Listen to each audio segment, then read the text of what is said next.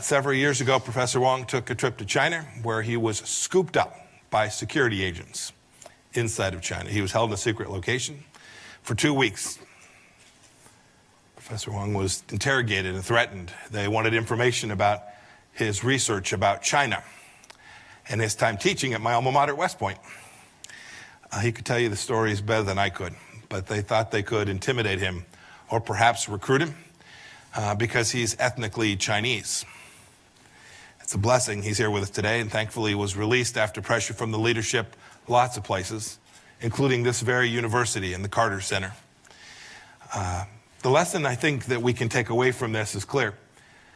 It's that the Chinese Communist Party wants what we have, and they will do whatever they must do to take it and get it. They will steal our stuff. They will pressure critics of the Chinese Communist Party to keep quiet. They will do whatever it takes. And it's important to come and talk with the American people about this, because Americans must know how the Chinese Communist Party is poisoning the well of our higher education institutions for its own ends, and how those actions degrade our freedoms and American national security. If we don't educate ourselves, if we're not honest about what's taking place, we'll get schooled by Beijing. Now, it's taken this country, and indeed the entire free world, a long time to understand the trajectory that China is on today. In fact, we're not quite there yet everywhere in the world. There's no one to hold accountable for this. That's not the important part. Because for a long time, Republicans, Democrats, leaders all across academia, institutions, commercial space, thought that by trading and engaging with China, that the Chinese Communist Party would reform itself, it would loosen up, it would embrace economic and political freedom, and it would present less risk to freedom around the world.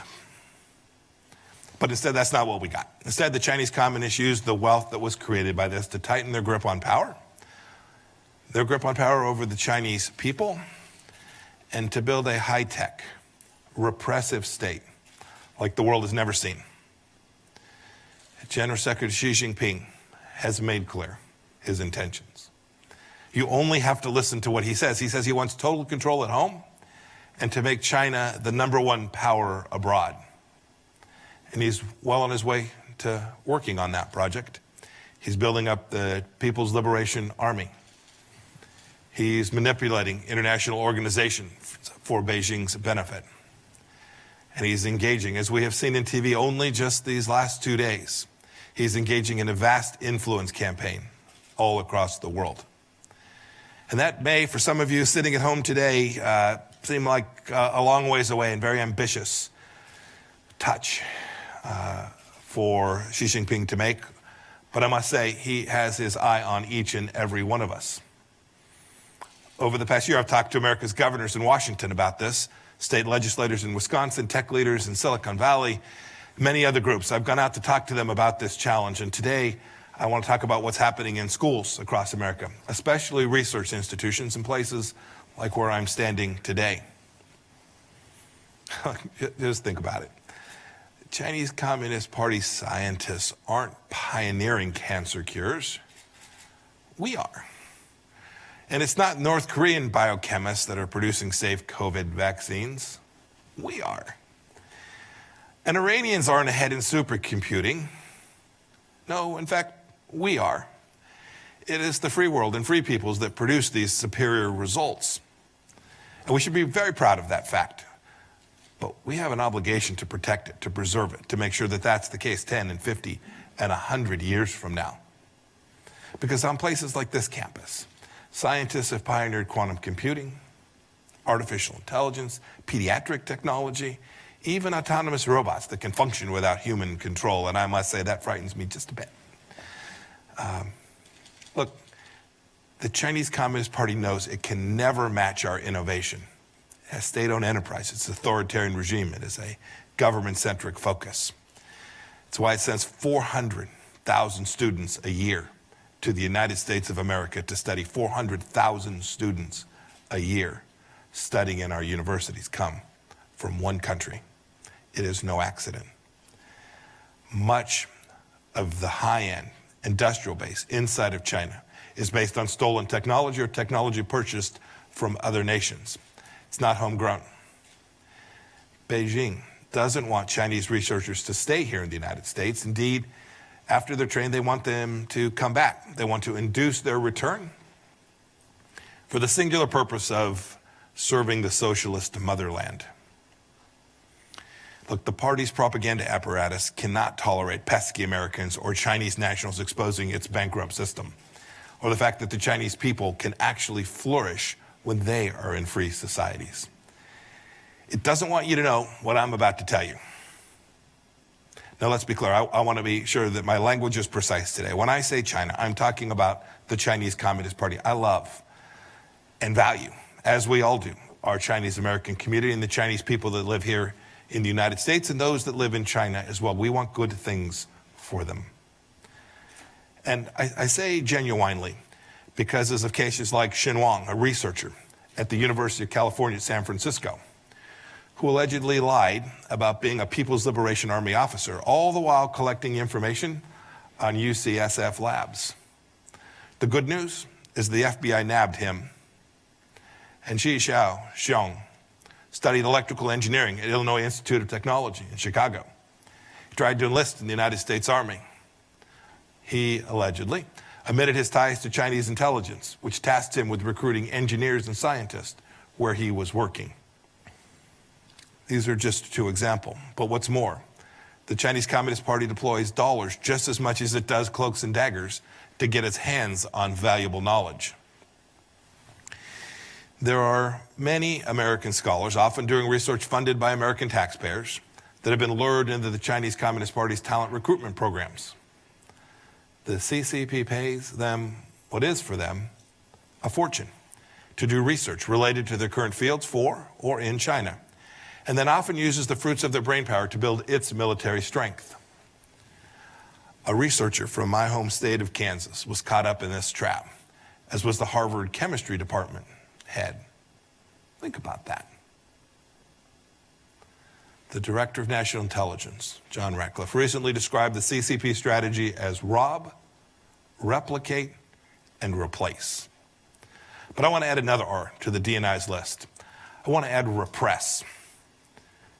Yang Zhuping, a student from China, delivered a commencement address at the University of Maryland back in 2017, just a couple years back now. She praised the fresh air of free speech. She was soon demonized and harassed by CCP propaganda outlets. I promise you, while I cannot tell you everything, that was no coincidence. One University of Georgia student said of the CCP secret police in 2018, quote, "They have harassed me repeatedly and asked me to give them information about the activities of overseas democracy activists and dissidents. And they are particularly interested in the activities of Uyghurs and Tibetans," end of quote. Some of the CCP's biggest victims on campuses are innocent Chinese nationals themselves. And this is a tragedy. We have a responsibility to police this.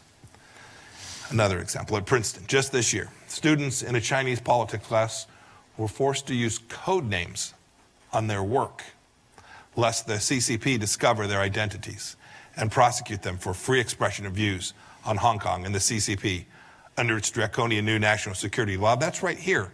This happened right here in the United States of America. American students talk about safe spaces as shelter from ideas they dislike. Chinese students need safe spaces to learn of the ideas that they love. What a stark contrast. Students from China at American universities also live in fear that their families back home will be arrested, will be interrogated, tortured, or worse because of the things they say in an American classroom. But look, the CCP doesn't just target Chinese nationals. They want to influence American students as well. Professors and administrators too. Look, they know that left-leaning college campuses are rife with anti-Americanism and present easy targets for their anti-American messaging. It's why they planted Confucius Institutes on our campuses. And under President Trump, our State Department has made very clear these Confucius Institutes are literally up to no good. Many have gone away. Many campuses have seen that, and they've chosen to close down these institutes. but right here in Georgia, Wesleyan College still has one in Macon.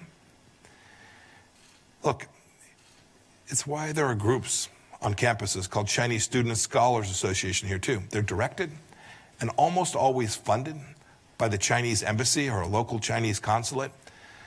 Its purpose, to keep tabs on students and to press pro-Beijing causes. Now you would think at freedom-loving places like Georgia Tech and institutions and scholars all across the world, administrators, school faculty would be more up in arms about the Chinese Communist Party's outright theft and flagrant violation of freedoms that I've described. But we see it too seldom. Well, why? Why do schools censor themselves? They often do it out of fear of offending China. Indeed, I must tell you that MIT wasn't interested in having me to their campus to give this exact set of remarks. President Raphael Reif implied that my arguments might insult their ethnic Chinese students and professors. But of course, nothing could be further from the truth. Those are the very people that this set of remarks is intended to protect their freedoms. And I must say that yielding to the objection of hurt feelings plays right into the Chinese Communist Party's hands. They watch America closely. It's what the party says constantly in response to legitimate criticism around the world. You can see it. And how would the party know how the Chinese people feel anyway, as no one ever gets to vote?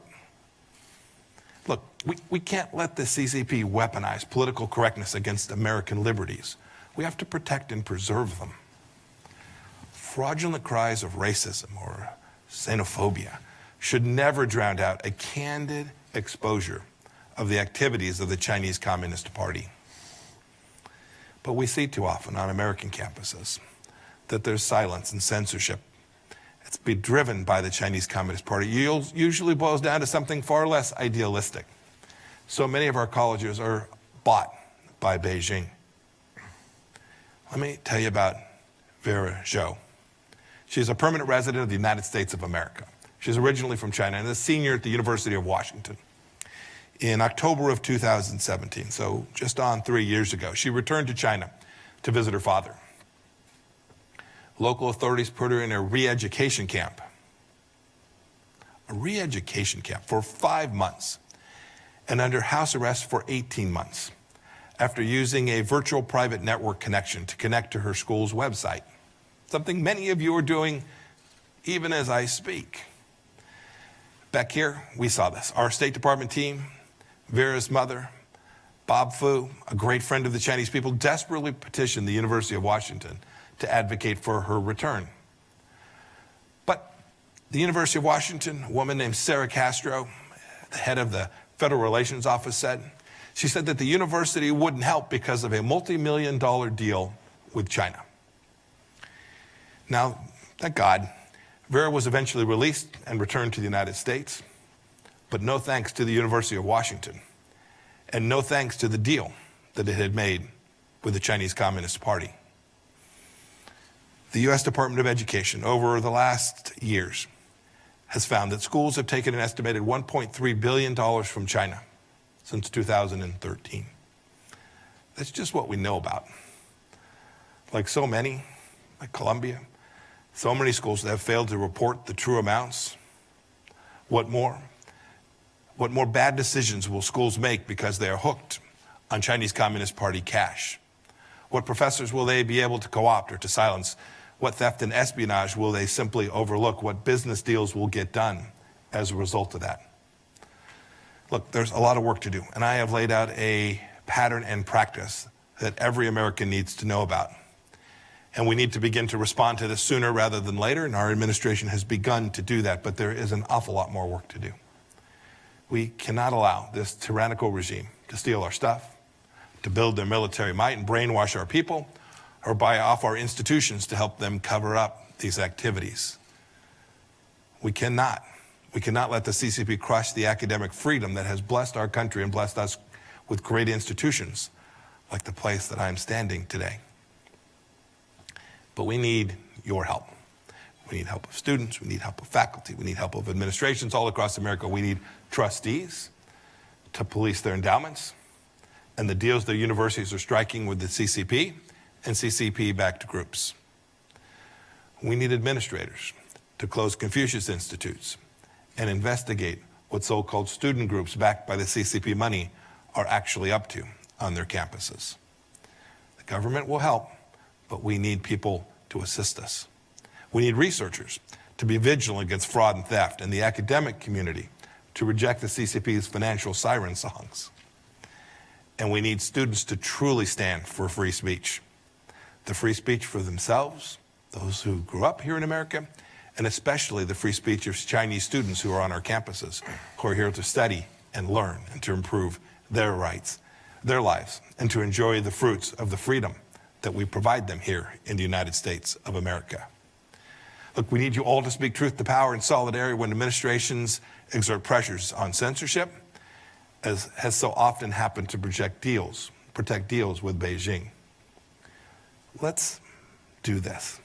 Let's carry forward a banner of freedom to defend our schools, what these institutions were built upon. It will aid our national security. And from the central threat of our time, the Chinese Communist Party.